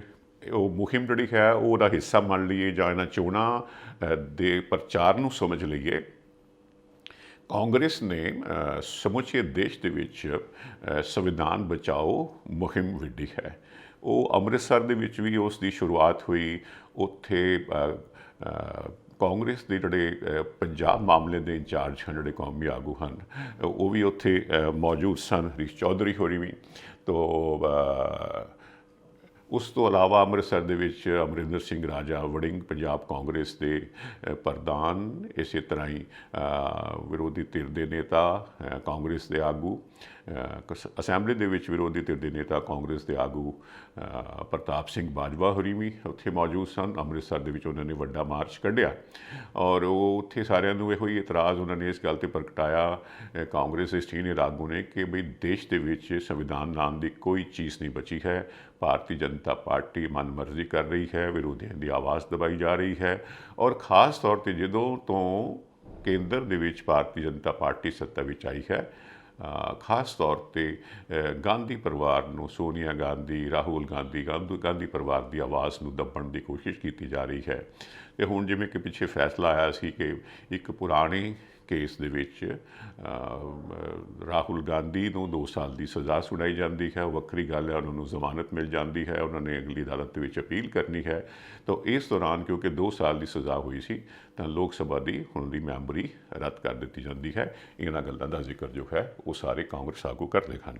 ਤਾਂ ਮੈਂ ਕਿਉਂਕਿ ਇੱਧਰ ਜ਼ਿਕਰ ਕਰ ਰਿਹਾ ਸੀ ਜ਼ਿਮਨੀ ਚੋਣ ਦਾ ਜਲੰਧਰ ਦੀ, ਤਾਂ ਇਸ ਦੌਰਾਨ ਸ਼ੁੱਕਰਵਾਰ ਵਾਲੇ ਦਿਨ, ਇੱਕ ਦਿਨ ਪਹਿਲੋਂ ਜੋ ਹੈ ਇੱਥੇ ਸੀਨੀਅਰ ਆਗੂ ਜਿਹੜੇ ਨੇ ਪ੍ਰਤਾਪ ਸਿੰਘ ਬਾਜਵਾ ਹੋਣੀ, ਉਹ ਇੱਕ ਪ੍ਰੈਸ ਕਾਨਫਰੰਸ ਕਰਦੇ ਹਨ। ਖਾਸ ਤੌਰ 'ਤੇ ਜਿਹੜੀ ਸੰਵਿਧਾਨ ਬਚਾਓ ਮੁਹਿੰਮ ਹੈ ਇਸ ਦੇ ਵਿੱਚ ਵੀ ਉਹ ਸ਼ਿਰਕਤ ਕਰਦੇ ਹਨ। ਇੱਥੋਂ ਦੇ ਕੰਪਨੀ ਬਾਗ ਤੋਂ ਲੈ ਕੇ ਜਿਹੜਾ ਡਾਕਟਰ BR ਅੰਬੇਡਕਰ ਚੌਂਕ ਹੈ ਉੱਥੋਂ ਤੱਕ ਮਾਰਚ ਕੱਢਿਆ ਜਾਂਦਾ ਹੈ। ਤਾਂ ਅਜਿਹੀਆਂ ਸਾਰੀਆਂ ਗੱਲਾਂ ਜਿਨ੍ਹਾਂ ਦਾ ਮੈਂ ਪਹਿਲਾਂ ਜ਼ਿਕਰ ਕੀਤਾ ਉਹਦੇ ਵਿੱਚ ਉਹ ਸ਼ਾਮਲ ਹੁੰਦੇ ਹਨ, ਪਾਰਟੀ ਵਰਕਰ ਸ਼ਾਮਲ ਹੁੰਦੇ ਹਨ। ਪ੍ਰੈਸ ਕਾਨਫਰੰਸ ਦੇ ਵਿੱਚ ਜਿਹੜੇ ਲੋਕ ਸਭਾ ਹਲਕੇ ਦੀ ਕਾਂਗਰਸ ਦੀ ਉਮੀਦਵਾਰ ਕਰਮਜੀਤ ਕੌਰ ਹੋਣੀ, ਚੌਧਰੀ ਸੰਤੋਖ ਸਿੰਘ ਜਿਹੜੇ ਸਵਰਗੀ ਹਨ ਉਹਨਾਂ ਦੀ ਧਰਮ ਪਤਨੀ, ਉਹ ਵੀ ਮੌਜੂਦ ਹਨ। ਔਰ ਪ੍ਰੈਸ ਕਾਨਫਰੰਸ ਦੇ ਦੌਰਾਨ ਬਾਜਵਾ ਸਾਹਿਬ ਆਖਦੇ ਹਨ ਕਿ ਭਗਵੰਤ ਮਾਨ ਹੋਰਾਂ ਦੀ ਸਰਕਾਰ ਹਰ ਫਰੰਟ 'ਤੇ ਫੇਲ ਹੋਈ ਹੈ ਔਰ ਉਹ ਕੇਂਦਰ ਸਰਕਾਰ ਅਤੇ ਪੰਜਾਬ ਸਰਕਾਰ ਨੂੰ ਆਖਦੇ ਹਨ ਕਿ ਪੰਜਾਬ ਦੇ ਨੌਜਵਾਨਾਂ ਦੇ ਹੱਥ ਬੰਦੂਕਾਂ ਨਹੀਂ, ਉਹਨਾਂ ਨੂੰ ਕਲਮ ਦੀ ਲੋੜ ਹੈ, ਉਹਨਾਂ ਨੂੰ ਕਲਮਾਂ ਚਾਹੀਦੀਆਂ ਹਨ। ਔਰ ਉਹੀ ਜ਼ਿਕਰ ਫਿਰ ਉਹ ਕਰਦੇ ਹਨ ਕਿ ਇਹ ਵੀ ਗੱਲ ਕਿਸੇ ਨੂੰ ਕੋਈ ਸਮਝ ਨਹੀਂ ਆਈ ਕਿ ਅੰਮ੍ਰਿਤਪਾਲ ਸਿੰਘ ਕਿਵੇਂ ਪੁਲਿਸ ਦੀ ਗ੍ਰਿਫਤ 'ਚੋਂ ਨਿਕਲ ਗਿਆ, ਕਿਉਂ ਜੇ ਉਸ ਨੂੰ ਸੱਚੀ ਮੁੱਚੀ ਗ੍ਰਿਫਤਾਰ ਕਰਨਾ ਸੀ ਤੇ ਉਸ ਨੂੰ ਉਸ ਦੇ ਘਰੋਂ ਕਿਉਂ ਗ੍ਰਿਫਤਾਰ ਨਹੀਂ ਕੀਤਾ ਗਿਆ, ਕਿਉਂਕਿ ਸਾਰੇ ਜਾਣਦੇ ਹਨ ਕਿ ਉਹ ਸਵੇਰੇ ਜੇ ਕਿਸੇ ਵੀ ਮੁਹਿੰਮ ਤੋਂ ਨਿਕਲਦਾ ਸੀ ਤਾਂ ਸ਼ਾਮ ਨੂੰ ਉਹ ਆਪਣੇ ਘਰ ਪਹੁੰਚਦਾ ਸੀ। ਉਹ ਇਸ ਗੱਲ ਦਾ ਵੀ ਜ਼ਿਕਰ ਕਰਦੇ ਹਨ, ਇੱਕ ਪਾਸੇ ਇਹ ਹਾਲਾਤ ਨੇ ਤੇ ਦੂਜੇ ਪਾਸੇ ਲਾਰੈਂਸ ਬਿਸ਼ਨੋਈ ਦੇ ਜੇਲ੍ਹ ਦੇ ਵਿੱਚੋਂ ਵੱਡੇ ਵੱਡੇ ਇੰਟਰਵਿਊ ਜਿਹੜੇ ਹਨ ਉਹ ਦੁਨੀਆ ਦੇਖ ਰਹੀ ਹੈ। ਤੋ ਇਸ ਦੌਰਾਨ ਜਿਹੜੇ ਕਰਮਜੀਤ ਕੌਰ ਹੋਰੀ ਨੇ ਜੀ, ਬੁੱਧਵਾਰ ਵਾਲੇ ਦਿਨ ਉਹ ਇਲੈਕਸ਼ਨ ਕਮਿਸ਼ਨ ਦੇ ਕੋਲ ਇੱਕ ਸ਼ਿਕਾਇਤ ਦਰਜ ਕਰਵਾਉਂਦੇ ਹਨ, 3 ਮੁੱਦੇ ਉਠਾਉਂਦੇ ਹਨ। ਆਮ ਆਦਮੀ ਪਾਰਟੀ ਦੇ ਖਿਲਾਫ ਉਹ ਆਖ ਰਹੇ ਹਨ ਕਿ ਪੰਜਾਬ ਸਰਕਾਰ, ਭਗਵੰਤ ਮਾਨ ਹੋਰਾਂ ਦੀ ਸਰਕਾਰ ਆਪਣੀ ਤਾਕਤ ਦੀ ਦੁਰਵਰਤੋਂ ਕਰ ਰਹੀ ਹੈ। ਜਿਹੜੇ ਲੋਕਾਂ ਦੀ ਭਲਾਈ ਲਈ ਕਲੀਨਿਕ ਖੋਲ੍ਹੇ ਗਏ ਹਨ ਉਹ ਆਖਦੇ ਹਨ ਕਿ ਇੱਥੋਂ ਜਿਹੜਾ ਹੈ ਉਹਦੇ ਨਾਲ ਭਗਵੰਤ ਮਾਨ ਦੀ ਫੋਟੋ ਲਗਾਈ ਗਈ ਹੈ, ਇਸ ਫੋਟੋ ਨੂੰ ਹਟਾਇਆ ਜਾਣਾ ਚਾਹੀਦਾ ਹੈ। ਆਮ ਆਦਮੀ ਕਲੀਨਿਕ ਤੋਂ ਆਮ ਆਦਮੀ ਲਫ਼ਜ਼ ਜਿਹੜੇ ਹਨ ਇਹ ਹਟਾਏ ਜਾਣੇ ਚਾਹੀਦੇ ਹਨ। ਔਰ ਨਾਲ ਹੀ ਉਹ ਕਹਿੰਦੇ ਹਨ ਕਿ ਜਿਹੜੇ ਸਰਕਾਰੀ ਪੈਸੇ ਦੀ ਦੁਰਵਰਤੋਂ ਕਰਕੇ ਜੋ ਇਸ਼ਤਿਹਾਰਬਾਜ਼ੀ ਕੀਤੀ ਜਾ ਰਹੀ ਹੈ ਇਹਨਾਂ ਦਿਨਾਂ ਦੇ ਦੌਰਾਨ ਜਦੋਂ ਹੁਣ ਚੋਣਾਂ ਅਨਾਉਂਸ ਹੋ ਗਈਆਂ ਹਨ ਤਾਂ ਉਹ ਬੰਦ ਹੋਣੀ ਚਾਹੀਦੀ ਹੈ। ਔਰ ਨਾਲ ਹੀ ਅਧਿਕਾਰੀਆਂ ਦੇ ਤਬਾਦਲੇ ਜਿਹੜੇ ਕੀਤੇ ਗਏ ਹਨ ਉਹ ਇਹਨਾਂ ਚੋਣਾਂ ਨੂੰ ਸਾਹਮਣੇ ਰੱਖ ਕੇ ਕੀਤੇ ਗਏ ਹਨ, ਉਸ 'ਤੇ ਵੀ ਇਲੈਕਸ਼ਨ ਕਮਿਸ਼ਨ ਨੂੰ ਝਾਤ ਪਾਉਣੀ ਚਾਹੀਦੀ ਹੈ। ਤੋ ਜਿਵੇਂ ਮੈਂ ਜੀ ਇਸ ਖਬਰ ਦਾ ਆਗਾਜ਼ ਕਰਦਿਆਂ ਜ਼ਿਕਰ ਕੀਤਾ ਸੀ ਕਿ 3 ਪ੍ਰਾਂਤਾਂ ਦੇ ਵਿੱਚ ਇਸ ਵਾਰੀ ਚੋਣਾਂ ਹੋ ਕੇ ਹਟੀਆਂ ਤੇ ਅਜੇ 4 ਪ੍ਰਾਂਤਾਂ ਦੇ ਵਿੱਚ ਇਸ ਵਾਰੀ ਹੋਰ ਚੋਣਾਂ ਹੋਣੀਆਂ ਹਨ। ਕਰਨਾਟਕ ਦੀ ਚੋਣਾਂ ਬਾਰੇ ਇਲੈਕਸ਼ਨ ਕਮਿਸ਼ਨ ਵੱਲੋਂ ਐਲਾਨ ਕਰ ਦਿੱਤਾ ਗਿਆ ਹੈ। ਜਿਸ ਤਰ੍ਹਾਂ 10 ਮਈ ਨੂੰ ਇੱਥੇ ਹੋਣੀਆਂ ਵੋਟਾਂ ਪੈਣੀਆਂ ਜਲੰਧਰ ਦੇ ਵਿੱਚ ਲੋਕ ਸਭਾ ਸੀਟ ਵਾਸਤੇ, ਉਸੇ ਤਰ੍ਹਾਂ ਉੱਥੇ ਪ੍ਰਾਂਤਕ ਚੋਣਾਂ ਹੋਣ ਜਾ ਰਹੀਆਂ ਹਨ। ਤੋ ਭਾਰਤੀ ਜਨਤਾ ਪਾਰਟੀ ਦੇਸ਼ ਦੀ ਸੱਤਾ 'ਤੇ ਕਾਬਜ਼ ਹੈ। 2 ਵਰ੍ਹੇ ਹੋ ਚੱਲੇ ਹਨ, 9 ਵਰ੍ਹੇ ਹੋ ਗਏ ਹਨ ਕਰੀਬ ਕਰੀਬ, ਤੇ 1 ਵਰ੍ਹਾ ਹੋਰ ਬਚਿਆ ਹੈ। ਤੋ ਇਹ 4 ਪ੍ਰਾਂਤਕ ਚੋਣਾਂ, ਉਸ ਤੋਂ ਪਹਿਲਾਂ ਖਾਸ ਤੌਰ 'ਤੇ ਕਰਨਾਟਕ ਦੀ ਜਿਹੜੀ ਚੋਣ ਹੈ ਕਿਉਂਕਿ ਉੱਥੇ ਕਰੀਬ 5 ਕਰੋੜ ਤੋਂ ਜ਼ਿਆਦਾ ਵੋਟਰਾਂ ਨੇ ਵੋਟਾਂ ਪਾਉਣੀਆਂ ਹਨ ਔਰ ਇੱਕ ਬਹੁਤ ਵੱਡਾ ਪ੍ਰਾਂਤ ਹੈ, ਤੀਜਾ ਦੇਸ਼ ਦਾ ਸੀਟਾਂ ਦੇ ਹਿਸਾਬ ਨਾਲ ਵੱਡਾ ਪ੍ਰਾਂਤ ਹੈ। ਔਰ ਇਸ ਕਰਕੇ ਉਹਨਾਂ ਵਾਸਤੇ ਇਹ ਚੋਣਾਂ ਜਿਹੜੀਆਂ ਹਨ ਬਹੁਤ ਜ਼ਿਆਦਾ ਅਹਿਮ ਹਨ ਭਾਰਤੀ ਜਨਤਾ ਪਾਰਟੀ ਵਾਸਤੇ, ਕਿ ਇੱਕ ਤਰ੍ਹਾਂ ਦੀ ਜਿਵੇਂ ਰਿਹਰਸਲ ਹੋ ਰਹੀ ਹੋਵੇ 2024 ਦੀਆਂ ਲੋਕ ਸਭਾ ਚੋਣਾਂ ਦੀ, ਕਿਉਂਕਿ ਇੱਥੇ ਲੋਕ ਸਭਾ ਦੀਆਂ ਪ੍ਰਾਂਤਕ ਚੋਣਾਂ ਤਾਂ ਹੋ ਰਹੀਆਂ ਹਨ। ਜਿਹੜੀਆਂ ਅਗਲੀਆਂ ਚੋਣਾਂ ਅਗਲੇ ਵਰ੍ਹੇ ਸਾਰੇ ਦੇਸ਼ ਵਿੱਚ ਹੋਣੀਆਂ ਹਨ ਤਾਂ ਉਹਨਾਂ ਦੇ ਵਿੱਚੋਂ 27 ਸੀਟਾਂ ਲੋਕ ਸਭਾ ਦੀਆਂ ਕਰਨਾਟਕ ਤੋਂ ਹਨ। Bad hair day, don't worry, ਅਸੀਂ ਤੁਹਾਡੀ ਹਰ ਜ਼ਰੂਰਤ ਨੂੰ ਸਮਝਦੇ ਹਾਂ। ਸ਼ਹਿਰ ਦੀ ਸਭ ਤੋਂ ਵਧੀਆ ਤੇ ਬਜਟ ਫ੍ਰੈਂਡਲੀ ਹੇਅਰ ਸੈਲੂਨ ਵਿੱਚ ਤੁਹਾਡਾ ਸਵਾਗਤ ਹੈ। ਸਤਿ ਸ਼੍ਰੀ ਅਕਾਲ ਜੀ, ਮੈਂ ਹਾਂ ਰਮਨ। ਸਤਿ ਸ਼੍ਰੀ ਅਕਾਲ ਜੀ, ਮੈਂ ਹਾਂ ਜਸ ਅੱਜ ਹੇਅਰ ਸਲੂਨ ਤੋਂ। ਸਾਡੇ ਟੈਲੈਂਟਡ ਸਟਾਈਲਿਸਟ ਤੁਹਾਨੂੰ ਆਪਣੀ ਪਸੰਦ ਅਨੁਸਾਰ ਹੇਅਰ ਕੱਟ, ਕਲਰ ਅਤੇ ਸਟਾਈਲ ਦਿੰਦੇ ਨੇ ਜੋ ਤੁਹਾਡੀ ਲੁੱਕ ਨੂੰ ਸੂਟ ਕਰਦਾ ਹੈ। ਇਸ ਲਈ ਸਿਰਫ ਉੱਚ ਗੁਣਵੱਤਾ ਵਾਲੇ ਪ੍ਰੋਡਕਟਸ ਦਾ ਇਸਤੇਮਾਲ ਕੀਤਾ ਜਾਂਦਾ ਹੈ ਤਾਂ ਜੋ ਤੁਹਾਡਾ ਸਟਾਈਲ ਤੇ ਖੂਬਸੂਰਤੀ ਰਹੇ ਹਮੇਸ਼ਾ ਬਰਕਰਾਰ। ਆਰਜੇ ਹੇਅਰ ਸਲੂਨ ਤੁਹਾਨੂੰ ਪ੍ਰੋਵਾਈਡ ਕਰਦਾ ਹੈ hair smoothing, keratin hair smoothing, keratin treatments, hair cut, hair spas, colour corrections, root retouch, highlights, balayage. ਇਸੇ ਦੇ ਨਾਲ ਮੈਨਸ ਸੈਕਸ਼ਨ ਦੇ ਵਿੱਚ ਅਸੀਂ ਪ੍ਰੋਵਾਈਡ ਕਰਦੇ ਹਾਂ hair cuts, fades, shave, beard trims and specially beard trims with scissor. ਸਾਡੇ ਕੋਲੇ ਸਾਰਾ ਸਟਾਫ ਬਹੁਤ ਹੀ ਕੁਆਲੀਫਾਈਡ ਹੈ। ਸਾਰੀ services waxing, keratin, smoothing, highlights, everything ਵੀ ਪ੍ਰੋਵਾਈਡ ਹੇਅਰ। ਅਸੀਂ ਗਾਰੰਟੀ ਦਿੰਨੇ ਆ ਕਿ ਸੈਲੂਨ ਤੋਂ ਬਾਹਰ ਨਿਕਲਦੇ ਸਾਰ ਤੁਸੀਂ ਮਹਿਸੂਸ ਕਰੋਗੇ ਥੋੜਾ ਜ਼ਿਆਦਾ ਖੂਬਸੂਰਤ, ਥੋੜਾ ਹੋਰ ਜ਼ਿਆਦਾ ਕੌਨਫੀਡੈਂਟ। ਸਤਿ ਸ਼੍ਰੀ ਅਕਾਲ ਜੀ, ਮੇਰਾ ਨਾਮ ਹੈ ਮਨਵੀਰ ਸਿੰਘ ਤੇ ਮੈਂ ਬਰੈਂਪਟਨ ਤੋਂ ਮੂਵ ਹੋਇਆ ਸੀ ਵਿਨੀਪੈਗ ਤੇ ਮੈਂ ਸਰਚ ਕਰਦਾ ਸੀਗਾ ਬੈਸਟ ਹੇਅਰ ਸਲੂਨ ਇਨ ਵਿਨੀਪੈਗ ਤੇ ਮੈਨੂੰ ਪਹਿਲੇ ਨੰਬਰ ਤੇ ਆਇਆ ਆਰਜੀ ਹੇਅਰ ਸਲੂਨ। ਸਤਿ ਸ਼੍ਰੀ ਅਕਾਲ ਜੀ, ਮੇਰਾ ਨਾਮ ਹੈ ਤਰੁਣ। ਮੈਂ ਤੁਹਾਨੂੰ ਰეკਮੈਂਡ ਕਰਾਂਗਾ ਕਿ ਆਰਜੇ ਹੇਅਰ ਸਲੂਨ ਤੇ ਆਓ ਤੇ ਇੱਥੇ ਤੁਹਾਨੂੰ ਆਪਣੇ ਹਰ ਤਰ੍ਹਾਂ ਦੀ ਹੇਅਰ ਸਟਾਈਲਿੰਗ ਔਰ ਬੀਅਰਡ ਸਟਾਈਲਿੰਗ ਮਿਲ ਜੇਗੀ। Hi, my name is Lindsay. I've been coming to RJ Hair Salon since they opened up 4 years ago, and Jazz has always been fantastic with my hair. ਅਸੀਂ ਸਿਰਫ hair cut ਨਹੀਂ ਕਰਦੇ ਬਲਕਿ ਤੁਹਾਡੀ ਖੂਬਸੂਰਤੀ ਸੰਵਾਰਦੇ ਹਾਂ, ਕਿਉਂਕਿ ਸਾਡਾ ਮੰਨਣਾ ਹੈ ਜਦੋਂ ਤੁਸੀਂ ਖੁਦ ਨੂੰ ਚੰਗੇ ਲੱਗਦੇ ਹੋ ਤਾਂ ਤੁਹਾਨੂੰ ਸਭ ਚੰਗਾ ਲੱਗਦਾ ਹੈ। Your own saloon, your own style. ਤਾਂ ਇਸ ਨਾਲ ਹੀ ਸਾਡੀ ਅਨਦਰ ਆਰਜੇ ਹੇਅਰ ਸਲੂਨ ਦੀ ਬ੍ਰਾਂਚ ਓਪਨ ਹੋ ਰਹੀ ਹੈ ਜਿਹਦੀ ਕਿ ਲੋਕੇਸ਼ਨ ਆ 601 ਮਨਰੋ ਐਵੇਨਿਊ। ਤਾਂ ਤੁਸੀਂ ਉੱਥੇ ਵੀ ਜ਼ਰੂਰ ਵਿਜ਼ਿਟ ਕਰ ਸਕਦੇ ਹੋ। ਈਸਟ ਦੇ ਵਿੱਚ ਰਹਿੰਦੇ ਕਸਟਮਰਸ ਲਈ ਨੇੜੇ ਆ ਤੇ ਸਾਡਾ ਕੰਟੈਕਟ ਨੰਬਰ ਆ 2049988959। ਆਪਣੇ ਵਾਲਾਂ ਦੀ ਸਕਿਨ ਨੂੰ ਦਿਓ ਇੱਕ ਨਵੀਂ ਪਹਿਚਾਨ। ਅੱਜ ਹੀ ਕਾਲ ਕਰੋ ਜਾਂ ਵਿਜ਼ਿਟ ਕਰੋ ਆਰਜੇ ਹੇਅਰ ਸੈਲੂਨ। ਗੱਲ ਕਰਾਂਗੇ ਜੀ ਮੌਸਮ ਦੀ। ਬੜੀਆਂ ਅਜੀਬ ਕਰਵਟਾਂ ਲੈ ਰਿਹਾ ਹੈ ਮੌਸਮ। ਮਾਰਚ ਮਹੀਨੇ ਦੇ ਮੌਸਮ ਦੇ ਵੱਲ ਨਜ਼ਰ ਜੇ ਪਾਈਏ ਤਾਂ ਇਹਨੇ ਬੀਤੇ ਅਨੇਕ ਸਾਲਾਂ ਤੋਂ ਹਟ ਕੇ ਜੋ ਹੈ ਇੱਕ ਵੱਖਰੀ ਤਸਵੀਰ ਪੇਸ਼ ਕੀਤੀ ਹੈ, ਜਿਵੇਂ ਵੱਖਰੇ ਮਾੜੇ ਕਾਰਨਾਂ ਕਰਕੇ ਅਨੇਕ ਨਵੇਂ ਰਿਕਾਰਡ ਜਿਵੇਂ ਬਣਾ ਦਿੱਤੇ ਗਏ ਹੋਣ।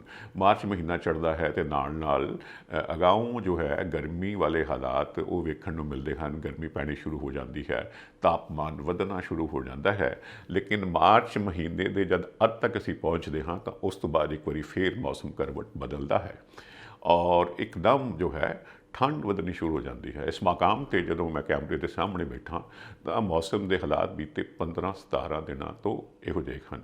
ਇੱਕ ਤਾਂ ਹੈ ਪਹਿਲੋਂ ਤਾਪਮਾਨ ਦਾ ਵਧਣਾ, ਫਿਰ ਤਾਪਮਾਨ ਦਾ ਦੁਬਾਰਾ ਘਟਣਾ। ਅਪ੍ਰੈਲ ਮਹੀਨੇ ਦੀ ਸ਼ੁਰੂਆਤ ਹੋ ਚੁੱਕੀ ਹੈ ਤਾਂ ਬੀਤੇ 15-16 ਦਿਨਾਂ ਦੇ ਦੌਰਾਨ ਮੇਰਾ ਤਾਪਮਾਨ ਹੀ ਹੇਠਾਂ ਨਹੀਂ ਆਇਆ, ਥੋੜ੍ਹਾ ਠੰਡ ਵਾਲੇ ਹਾਲਾਤ ਹੀ ਨਹੀਂ ਬਣੇ। ਸਗੋਂ ਉਲਟਾ ਲੋਕ ਇਹ ਮਹਿਸੂਸ ਕਰ ਸਕਦੇ ਹਨ ਕਿ ਵੈਦਰ ਇਜ਼ ਕੁਆਇਟ ਪਲੈਜ਼ੈਂਟ, ਮੌਸਮ ਬੜਾ ਸੁਹਾਵਣਾ ਹੈ ਜੀ, ਬੜਾ ਆਨੰਦ ਆ ਰਿਹਾ। ਲੇਕਿਨ ਅਜਿਹੇ ਮੌਸਮ ਦੇ ਵਿੱਚ ਖਾਸ ਤੌਰ 'ਤੇ ਤਾਪਮਾਨ ਹੇਠਾਂ ਡਿੱਗਣਾ ਇੱਕ ਗੱਲ ਹੈ, ਤਾਪਮਾਨ ਦਾ ਪਹਿਲੋਂ ਵਧਣਾ ਇੱਕ ਗੱਲ ਹੈ, ਉਸ ਨਾਲ ਵੀ ਫਸਲ ਨੂੰ, ਜਿਵੇਂ ਮੈਂ ਕਿਸਾਨ ਦੀ ਗੱਲ ਕੀਤੀ ਹੈ, ਤਾਂ ਕਿਸਾਨ ਦੇ ਲਈ ਬੜੀ ਦੁਸ਼ਵਾਰੀਆਂ ਪੈਦਾ ਹੋਈਆਂ। ਮੌਸਮ ਜੇ ਤਾਪਮਾਨ ਵਧਿਆ ਸੀ ਇੱਕਦਮ ਤਾਂ ਮੁਸ਼ਕਲ, ਜੇ ਘਟਦਾ ਹੈ ਤਾਂ ਮੁਸ਼ਕਲ। ਲੇਕਿਨ ਉਸ ਤੋਂ ਵੀ ਜ਼ਿਆਦਾ ਜਿਹੜੀ ਬਾਰਿਸ਼ਾਂ ਹੋਈਆਂ ਹਨ ਬੀਤੇ ਦਿਨਾਂ ਦੇ ਦੌਰਾਨ, ਉਸ 'ਤੇ ਤਾਂ ਜਿਵੇਂ ਕਿਸਾਨ ਦੇ ਵਾਸਤੇ ਇੱਕ ਤਬਾਹੀ ਦਾ ਮੰਜ਼ਰ ਜੋ ਹੈ ਉਹ ਲੈ ਆਉਂਦਾ ਹੈ। ਪਿਛਲੇ ਹਫ਼ਤੇ ਦੇ ਪ੍ਰੋਗਰਾਮ ਦੇ ਵਿੱਚ ਵੀ ਬਾਰਿਸ਼ਾਂ ਦਾ ਜ਼ਿਕਰ ਕੀਤਾ ਸੀ। ਪੰਜਾਬ ਦੇ ਕਰੀਬ ਇਲਾਕਿਆਂ 'ਚ ਬਾਰਿਸ਼ਾਂ ਹੋਈਆਂ ਸਨ, ਫਸਲ ਨੁਕਸਾਨੀ ਗਈ ਸੀ ਕਿਉਂਕਿ ਫਸਲ ਖੜੀ ਹੈ, ਪਿਲਤਨ ਤੇ ਆ ਰਹੀ ਹੈ। ਖੇਤ ਹਰੇ ਨਜ਼ਰ ਆਉਂਦੇ ਹਨ, ਉਹ ਫਿਰ ਸੁਨਹਿਰੀ ਨਜ਼ਰ ਆਉਣ ਲੱਗਦੇ ਹਨ। ਲੇਕਿਨ ਉਸ ਤੋਂ ਪਹਿਲਾਂ ਵੱਡੀ ਮਾਰ ਪਈ, ਪਿਛਲੇ ਹਫ਼ਤੇ ਵੀ ਅਸੀਂ ਜ਼ਿਕਰ ਕੀਤਾ ਸੀ। ਔਰ ਖ਼ਾਸ ਤੌਰ 'ਤੇ ਫਾਜ਼ਿਲਕਾ ਵਰਗੇ ਇਲਾਕਿਆਂ ਦੇ ਵਿੱਚ ਜਾਂ ਹੋਰਨਾਂ ਥਾਵਾਂ 'ਤੇ ਬਹੁਤ ਵੱਡੇ ਝੱਖੜ ਹਨੇਰੀਆਂ ਝੁੱਲਦੇ ਸਨ। ਫਰੈਸ਼ ਫਸਲਾਂ ਜੋ ਹੈ ਉਹ ਲਿਫ ਗਈਆਂ, ਵਿਛ ਗਈਆਂ। ਇਹ ਹੁਣ ਬੀਤੇ 2 ਦਿਨਾਂ ਤੋਂ 3 ਦਿਨਾਂ ਤੋਂ ਅਸੀਂ ਦੇਖ ਰਹੇ ਹਾਂ ਫਿਰ ਮੁੜ ਕੇ ਇਹੋ ਜਿਹੇ ਹਾਲਾਤ ਬਣੇ ਹੋਏ ਨੇ। ਵੀਰਵਾਰ, ਸ਼ੁੱਕਰਵਾਰ ਸਵੇਰੇ, ਸ਼ਾਮ, ਰਾਤ ਥਾਂ 'ਤੇ ਪੰਜਾਬ ਦੇ ਵਿੱਚ ਫਸਲ ਜਿਹੜੀ ਹੈ ਉਹ ਪ੍ਰਭਾਵਿਤ ਹੋ ਰਹੀ ਹੈ ਇਹਨਾਂ ਬਾਰਿਸ਼ਾਂ ਕਰਕੇ। ਕਈ ਥਾਵਾਂ 'ਤੇ ਤਾਂ ਫਸਲ ਜੋ ਹੈ ਬਿਲਕੁਲ ਵਿਛ ਗਈ ਹੈ, ਪਾਣੀ ਦੇ ਵਿੱਚ ਡੁੱਬ ਗਈ ਹੈ। ਸੋ ਵੱਡੇ ਨੁਕਸਾਨ ਜਿਹੜੇ ਨੇ ਉਹ ਖਦਸ਼ਾ ਹੀ ਨਹੀਂ ਹੈ, ਵੱਡੇ ਨੁਕਸਾਨ ਹੁੰਦੇ ਨਜ਼ਰ ਆ ਰਹੇ ਹਨ। ਮੌਸਮ ਵਾਢੀ ਦਾ ਹੈ, ਸੋ ਵਾਢੀਆਂ ਕਈ ਥਾਵਾਂ 'ਤੇ ਹੈ ਕਿ ਵਿਸਾਖੀ ਦੇ ਨਾਲ ਵਾਢੀ ਜੁੜੀ ਹੋਈ ਹੈ। ਲੇਕਿਨ ਜਿੱਥੇ ਪਹਿਲੋਂ ਫਸਲ ਤਿਆਰ ਹੋ ਜਾਂਦੀ, ਥੋੜ੍ਹੀ ਅਗੇਤੀ ਬੀਜੀ ਹੈ, ਤਾਂ ਉਹ ਅਪ੍ਰੈਲ ਦੇ ਮਹੀਨੇ ਤੋਂ ਹੁੰਦਾ ਹੈ ਕਿ ਜੇ ਫਸਲ ਆ ਰਹੀ, ਸਰਕਾਰ ਖਰੀਦਦਾਰੀ 1 ਅਪ੍ਰੈਲ ਤੋਂ ਸ਼ੁਰੂ ਕਰ ਦਿੰਦੀ ਹੈ। ਲੇਕਿਨ ਇਹਨਾਂ ਹਾਲਾਤ ਦੇ ਕਾਰਨ ਉਹ ਵਾਢੀਆਂ ਵੀ ਜਿਹੜੀਆਂ ਹਨ ਉਹ ਥੋੜ੍ਹੀਆਂ ਅਗਾਂਹ ਪੈ ਗਈਆਂ ਨੇ। ਔਰ ਕਈ ਥਾਵਾਂ 'ਤੇ ਤਾਂ ਨੁਕਸਾਨ ਜੋ ਹੈ ਫਸਲ ਦਾ ਜੀ, ਉਹ ਤਾਂ ਜਿੱਥੇ ਪਾਣੀ ਖੜਾ ਹੈ ਤਾਂ ਮਾਹਰ ਦੱਸ ਰਹੇ ਹਨ। ਔਰ ਜੇ ਫਸਲ ਵੀ ਜਿਹੜੀ ਹੈ ਉਹ ਢਹਿ ਗਈ ਹੈ ਤਾਂ ਉਹ ਫਿਰ ਫਸਲ ਜੇ ਪਾਣੀ 'ਚ ਡੁੱਬੀ ਹੈ ਉੱਥੇ ਤਾਂ ਨੁਕਸਾਨ ਬਹੁਤ ਵੱਡਾ ਹੈ, 100% ਤੱਕ ਹੋ ਸਕਦਾ ਹੈ। ਲੇਕਿਨ ਮਾਹਰ ਇਹ ਵੀ ਦੱਸ ਰਹੇ ਹਨ ਕਿ ਘੱਟੋ ਘੱਟ ਨੁਕਸਾਨ ਜਿਹੜੀ ਫਸਲ ਜੇ ਵਾਢੀ ਹੋ ਵੀ ਜਾਂਦੀ ਹੈ, ਜਿਹੜੀ ਚੁੱਕੀ ਹੋਈ ਹੈ ਫਸਲ, ਲਿਫੀ ਹੋਈ ਹੈ, ਤਾਂ ਵੀ 20 ਤੋਂ ਲੈ ਕੇ 25% ਝਾੜ ਦਾ, ਦਾਣੇ ਦਾ ਜੋ ਨੁਕਸਾਨ ਉਹ ਹੋਣਾ ਹੀ ਹੋਣਾ ਹੈ। ਕਿਸਾਨ ਦੀ ਵੀ ਕਿਸਮਤ ਬੜੀ ਅਜੀਬ ਹੈ। ਉਸਦੇ 2 ਫਸਲਾਂ ਬੀਜਣੀਆਂ ਹੁੰਦੀਆਂ ਹਨ। ਝੋਨੇ ਕਣਕ ਦਾ ਫਸਲ ਚੱਕਰ ਹੈ, ਕਿਤੇ ਜ਼ਰੂਰ ਇਹ ਹੈ ਕਿ ਕਿਸੇ ਥਾਂ 'ਤੇ ਉਹ ਤੀਜੀ ਫਸਲ ਬੀਜ ਲਵੇ ਤਾਂ, ਨਹੀਂ ਤਾਂ ਉਹਦੀ ਵੱਡੀ ਟੇਕ, ਔਰ ਕੁੱਲ ਮਹੀਨੇ ਦੀ ਆਮਦਨ ਤਾਂ ਕੋਈ ਹੈ ਨਹੀਂ, ਫਸਲ ਦੇ ਉੱਪਰ ਵੱਡੀ ਟੇਕ ਹੁੰਦੀ ਹੈ। तो बड़ी वड्डी मार है किसान ਦਾ ਲੱਕ ਟੁੱਟਦਾ ਨਜ਼ਰ ਆ ਰਿਹਾ ਹੈ। ਇਸ ਦੌਰਾਨ ਭਗਵੰਤ ਮਾਨ ਹੋਰਾਂ ਨੇ ਐਲਾਨ ਕੀਤਾ ਸੀ ਕਿ ਜਿਹੜਾ ਫਸਲ ਦੇ ਨੁਕਸਾਨ ਕਰਕੇ ਜੋ ਖਰਾਬੇ ਕਰਕੇ ਮੁਆਵਜ਼ਾ ਹੈ ਉਸ ਦੇ ਵਿੱਚ 25% ਵਾਧਾ ਕੀਤਾ ਜਾਏਗਾ। ਜੇ ਫਸਲ 76% ਜਾਂ ਇਸ ਤੋਂ ਉੱਪਰ ਨੁਕਸਾਨੀ ਗਈ ਹੈ ਤਾਂ ਫਿਰ ਉਹਨਾਂ ਨੂੰ 12,000 ਦੀ ਬਜਾਏ 15,000 रुपए प्रति एकड़ के हिसाब ਨਾਲ मुआवजा दिता जाएगा। कल मीटिंग हुई है शुक्रवार वाले दिन, कैबिनेट के होर फैसले भी हुए हैं तो इस ऐलान के बारे जो गल सी इस फैसले के उपर भी कैबिनेट मीटिंग के दौरान मुआवजे को लैके जो फैसला होया 25% का उसके उपर भी मोहर लगा दी गई है। हुण गल करांगे जी क्रिकेटर साबका ओपनर टीवी स्टार सियासतदान नवजोत सिंह सिद्धू होरां दी। नवजोत सिंह सिद्धू होरां नूं पटियाला की जेल तो रिहा कर दिता गया है। वड्डी गिनती दे विच इस मौके ते लोग और कांग्रेस आगू मौजूद सन। जिक्रयोग है कि नवजोत सिंह सिद्धू का जिहड़ा एक केस है एक पुराना केस है, 1988 का केस ही। पटियाला दे विच किसी शख्स के नाल सड़क के उपर तू मैं हो गई, गल किते वध गई तो उस दौरान की है कि दूजे शख्स की जिहड़ी है मौत हो जाती है। तो ये केस अदालत में चलता है। परिवार उन्होंने जिस शख्स की मौत हुई है वो निरंतर केस लड़ते हैं तो ये है कि वो हत्या का केस चला रहे सन, कहते असीं अजिहा कुछ नहीं किया। तो lower court, session court, high court, supreme court तक केस चलता है। तो बीते वरे सुप्रीम कोर्ट वालों एक हद तक जो है नवजोत सिंह सिद्धू नूं दोषी पाए जाने ते 1 साल की सज़ा होंदी है। तो बीते वरे की गल करदा तो बीते वरे 5 मई महीने दे विच 22/5/22 माफ़ चाहांगा जी 20 मई 2022 वाले दिन सुप्रीम कोर्ट के फैसले तो बाद नवजोत सिद्धू पटियाले की चीफ जुडिशियल मैजिस्ट्रेट के सामने वो आत्म समर्पण करते हैं, वो सरेंडर कर देते हैं। तो 1 साल की सज़ा हुई सी, तो वो है कि साल तक जे पूरा नहीं होया तो 45 दिनों की उन्होंने रिमिशन मिल गई है कि जेकर कैदी का आचरण जो है वह वर्तारा जेल के चंगा हो तो हर महीने के मगर उसनों 5 दिन की रियायत मिलती है, रिमिशन मिल जाती है। तो 45 दिन पहलों चंगे आचरण करके गुड कंडक्ट करके उन्होंने रिहाई अज 1 अप्रैल को हो जाती है।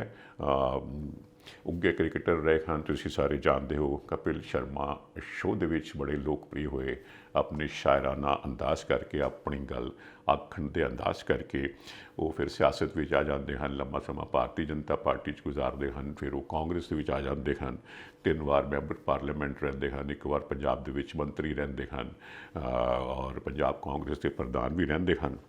तो हुण कैसी हलचल होएगी पंजाब की सियासत दे विच उन्हां दी रिहाई तो बाद ये असीं आउण वाले दिनां दे विच वेखना है।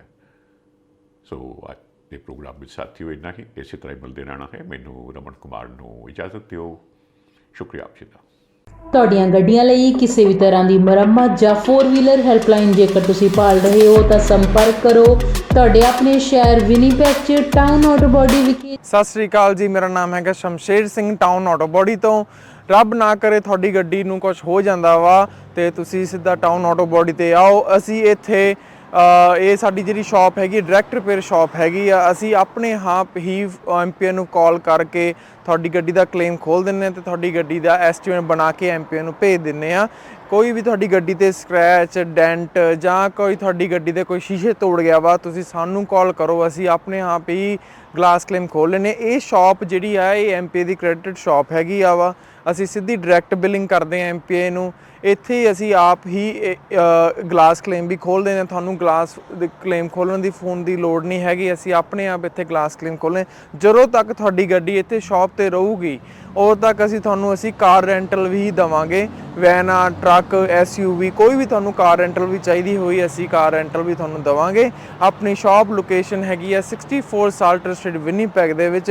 ਜਿਵੇਂ ਤੁਹਾਨੂੰ ਪਤਾ ਹੀ ਹੈ ਸਨੋ ਆ ਰਹੀ ਹੈ ਵਿਨੀਪੈਗ ਦੇ ਵਿੱਚ, ਉਵੇਂ ਤੁਹਾਡੇ ਲਈ ਅਸੀਂ ਵਿੰਟਰ ਟਾਇਰ ਪ੍ਰੋਗਰਾਮ ਲੈ ਕੇ ਆਏ। ਐਮਪੀਏ ਦਾ ਵਿੰਟਰ ਟਾਇਰ ਪ੍ਰੋਗਰਾਮ ਆ ਉਹਦੇ ਵਿੱਚ $2000 ਤੱਕ ਤੁਹਾਨੂੰ MPI ਹੀ ਲੋਨ ਦਿੰਦੀ ਆ ਵਿੰਟਰ ਟਾਇਰ ਪ੍ਰੋਗਰਾਮ ਵਿੱਚ। ਅਲੋਏ ਵੀਲਸ, ਟਾਇਰ ਅਲਾਈਨਮੈਂਟ ਤੁਸੀਂ ਕਰਵਾ ਸਕਦੇ ਹੋ। ਕੋਈ ਵੀ ਤੁਹਾਨੂੰ ਜਾਣਕਾਰੀ ਦੀ ਲੋੜ ਆ ਤੁਸੀਂ ਸਾਨੂੰ ਜਦੋਂ ਮਰਜ਼ੀ ਫੋਨ ਕਰ ਲਓ 2044211300 ਤੇ, ਜਾਂ ਤੁਸੀਂ ਸਾਡੀ ਵੈਬਸਾਈਟ ਤੇ ਜਾ ਲਓ www.townautobody.ca।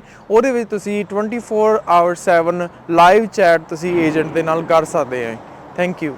ਹਾਂਜੀ, ਸਤਿ ਸ੍ਰੀ ਅਕਾਲ ਜੀ। ਮੇਰੀ ਗੱਡੀ ਦਾ ਇੱਥੇ ਇੱਕ ਡੈਂਟ ਜਿਹਾ ਪੈ ਗਿਆ ਸੀਗਾ। ਉਸ ਤੋਂ ਬਾਅਦ ਮੈਂ ਇਹਨਾਂ ਕੋਲ ਟਾਊਨ ਆਟੋਬੋਡੀ ਵਾਲਿਆਂ ਕੋਲ ਆਇਆ ਤੇ MPI ਤੋਂ ਕਲੇਮ ਲੈਣ ਤੋਂ ਬਾਅਦ ਇਹਨਾਂ ਕੋਲ ਗੱਡੀ ਆਪਾਂ ਨੇ ਰੱਖ ਦਿੱਤੀ ਤੇ ਥੋੜੀ ਦਿਨਾਂ ਦੇ ਵਿੱਚ ਇਹਨਾਂ ਨੇ ਗੱਡੀ ਮੇਰੀ ਪੂਰੀ ਚੰਗੀ ਤਰ੍ਹਾਂ ਮੁਕੰਮਲ ਕਰਕੇ ਸਹੀ ਕਰਕੇ ਦੇ ਦਿੱਤੀ ਹੈ ਤੇ ਨਾਲ ਦੀ ਨਾਲ ਇਹਨਾਂ ਨੇ ਗੱਡੀ ਦੀ ਮੇਰੀ ਦੀ ਡਿਟੇਲਿੰਗ ਵੀ ਕਰਤੀ, ਧੋਤੀ ਤੇ ਗੱਡੀ ਪੂਰੀ ਲਿਸ਼ਕਾਤੀ ਤੇ ਬਹੁਤ ਵਧੀਆ ਜਿਹੜੀ ਆ ਕਸਟਮਰ ਸਰਵਿਸ ਵੀ ਦਿੰਦੇ ਨੇ। ਤੇ ਜੇਕਰ ਤੁਹਾਨੂੰ ਉਸ ਟਾਈਮ ਤੇ ਜੇਕਰ ਤੁਹਾਡੀ ਗੱਡੀ ਖਰਾਬ ਹੋਈ ਹੈ ਤੇ ਕੋਈ ਰੈਂਟਲ ਗੱਡੀ ਤੁਸੀਂ ਚਲਾਉਣ ਨੂੰ ਲੈਣੀ ਹੈ ਤੇ ਉਹ ਵੀ ਜਿਹੜੀ ਹੈ ਤੁਹਾਨੂੰ ਪ੍ਰੋਵਾਈਡ ਕਰ ਦਿੰਦੇ ਨੇ। ਮੈਂ ਤੁਹਾਨੂੰ ਹਾਈਲੀ ਰਿਕਮੈਂਡ ਕਰਾਂਗਾ ਵਿਨੀਪੈਗ ਏਰੀਆ ਦੇ ਵਿੱਚ ਜਾਂ ਤੁਸੀਂ ਕਿਸੇ ਹੋਰ ਲਾਗ ਪਾਸ ਦੇ ਏਰੀਆ ਦੇ ਵਿੱਚ ਤੁਹਾਡੀ ਗੱਡੀ ਹੈ ਖਰਾਬ ਹੁੰਦੀ ਹੈ, ਤੁਸੀਂ ਇਹਨਾਂ ਕੋਲ ਪਹੁੰਚੋ ਤੇ ਬਹੁਤ ਹੀ ਵਧੀਆ ਸਰਵਿਸ ਤੇ ਜਲਦੀ ਜਿਹੜੀ ਤੁਹਾਨੂੰ ਆ ਤੁਹਾਡੀ ਗੱਡੀ ਚਲਦੀ ਕਰਕੇ ਦੇ ਦਿੰਦੇ ਨੇ।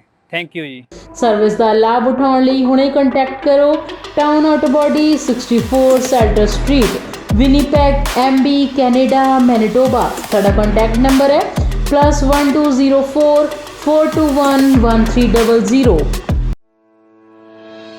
ਜਦੋਂ US ਅਤੇ ਕੈਨੇਡਾ ਵਿਚਕਾਰ ਸਰਹੱਦ ਪਾਰ ਸ਼ਿਪਿੰਗ ਦੀ ਗੱਲ ਆਉਂਦੀ ਹੈ ਤਾਂ ਤੁਹਾਨੂੰ ਲੋੜ ਹੈ ਅਜਿਹੀ ਕੰਪਨੀ ਦੀ ਜਿਸ ਤੇ ਤੁਸੀਂ ਭਰੋਸਾ ਕਰ ਸਕੋ, ਜਿਸ ਕੋਲ ਕੰਮ ਨੂੰ ਸਹੀ ਢੰਗ ਨਾਲ ਕਰਨ ਲਈ ਅਨੁਭਵ, ਮੁਹਾਰਤ ਅਤੇ ਸਰੋਤ ਹੋਣ। ਤੁਹਾਨੂੰ ਲੋੜ ਹੈ ਫੋਰਟਰੈਕਸ ਦੀ। ਉੱਤਰੀ ਅਮਰੀਕਾ ਵਿੱਚ ਪ੍ਰਮੁੱਖ ਕ੍ਰਾਸ ਬਾਰਡਰ ਟਰੱਕਿੰਗ ਲਈ ਸਭ ਤੋਂ ਭਰੋਸੇਮੰਦ ਅਤੇ ਤਜਰਬੇਕਾਰ ਕੰਪਨੀ।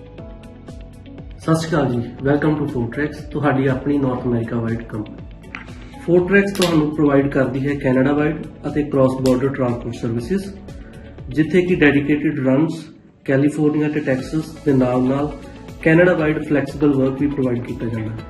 ਸਾਡੀ ਡਿਸਪੈਚ ਟੀਮ ਕੰਜ਼ਿਊਮਰ ਅਤੇ ਕਸਟਮਰ ਦੋਨਾਂ ਲਈ ਹੀ 24 ਆਵਰ ਕੰਮ ਕਰਦੀ ਹੈ ਅਤੇ ਇਸੇ ਦੇ ਨਾਲ ਹੀ 24 ਆਵਰ ਰੋਡ ਸਾਈਡ ਅਸਿਸਟੈਂਸ ਸਾਡੇ ਡਰਾਈਵਰ ਵੀਰਾਂ ਵਾਸਤੇ ਉਪਲਬਧ ਕੀਤੀ ਜਾਂਦੀ ਹੈ, ਜਿੱਥੇ ਕਿ ਯਾਰਡ ਦੇ ਵਿੱਚ ਹੀ ਤੁਹਾਨੂੰ ਸਕੇਲ, ਕ੍ਰਾਸਟਾਕ ਅਤੇ ਫਿਊਲ ਸਟੇਸ਼ਨ ਦੀਆਂ ਸਰਵਿਸਿਜ਼ ਪ੍ਰੋਵਾਈਡ ਕੀਤੀਆਂ ਜਾਂਦੀਆਂ ਹਨ। ਤੁਹਾਡਾ ਸਮਾਨ, ਪਿਆਰ ਤੇ ਵਿਸ਼ਵਾਸ ਕਿੰਨਾ ਜ਼ਿਆਦਾ ਕੀਮਤੀ ਹੈ, ਇਸ ਗੱਲ ਨੂੰ ਫੋਰਟਰੈਕਸ ਚੰਗੀ ਤਰ੍ਹਾਂ ਸਮਝਦਾ ਹੈ ਅਤੇ ਅਸੀਂ ਇਸ ਨੂੰ ਬਹੁਤ ਸਾਵਧਾਨੀ ਤੇ ਧਿਆਨ ਨਾਲ ਤੁਹਾਡੇ ਆਪਣਿਆਂ ਤੱਕ ਪਹੁੰਚਾਉਂਦੇ ਹਾਂ। ਸਾਡੀ ਆਧੁਨਿਕ ਟਰੈਕਿੰਗ ਟੈਕਨੋਲੋਜੀ ਦੀ ਮਦਦ ਨਾਲ ਤੁਸੀਂ ਆਪਣੀ ਸ਼ਿਪਮੈਂਟ ਨੂੰ ਟਰੈਕ ਕਰ ਸਕਦੇ ਹੋ। ਇਸ ਲਈ ਭਾਵੇਂ ਮੰਜ਼ਿਲ ਕਿੰਨੀ ਹੀ ਦੂਰ ਕਿਉਂ ਨਾ ਹੋਏ, ਫੋਰਟਰੈਕਸ ਤੁਹਾਡਾ ਪਿਆਰ ਤੁਹਾਡੇ ਆਪਣਿਆਂ ਤੱਕ ਪਹੁੰਚਾਉਣ ਲਈ ਹੈ ਹਮੇਸ਼ਾ ਤਿਆਰ। ਅੱਜ ਹੀ ਸਾਡੇ ਡਰਾਈਵਰਾਂ, ਵੇਅਰਹਾਊਸਾਂ ਅਤੇ ਲੌਜਿਸਟਿਕ ਮਾਹਿਰਾਂ ਦੇ ਵਿਆਪਕ ਨੈਟਵਰਕ ਨਾਲ ਜੁੜੋ ਤੇ ਆਪਣੇ ਕਾਰੋਬਾਰ ਨੂੰ ਉਚੇਰੇ ਪੱਧਰ ਤੇ ਲੈ ਜਾਓ। ਫੋਰਟਰੈਕਸ ਤੁਹਾਡਾ ਭਰੋਸਾ ਹਮੇਸ਼ਾ ਬਰਕਰਾਰ ਰੱਖਦੀ ਆਈ ਹੈ ਤੇ ਹਮੇਸ਼ਾ ਰੱਖੇਗੀ। ਹੋਰ ਜਾਣਨ ਲਈ ਅੱਜ ਹੀ ਸਾਡੇ ਨਾਲ ਸੰਪਰਕ ਕਰੋ।